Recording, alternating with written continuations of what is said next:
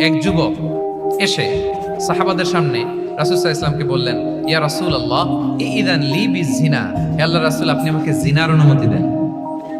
নাউযুবিল্লাহ। কিসের? জিনার, মানে ব্যভিচারের অনুমতি দেন। ব্যভিচার বা জিনার অনুমতি দেন। আশেপাশের সাহাবারা তো রেগে মেগে আগুন। ফাআকবাল আল কওমু আলাইহি ফাজাজারু, সবাই তাকে দৌড়ে ধরতে গেল আর ধমকাতে লাগলো, ছি ছি ছি, মাহ মাহ। আমরা যেটা বাংলায় বলি ছি ছি, আরবিতে ওনারা কি বলে?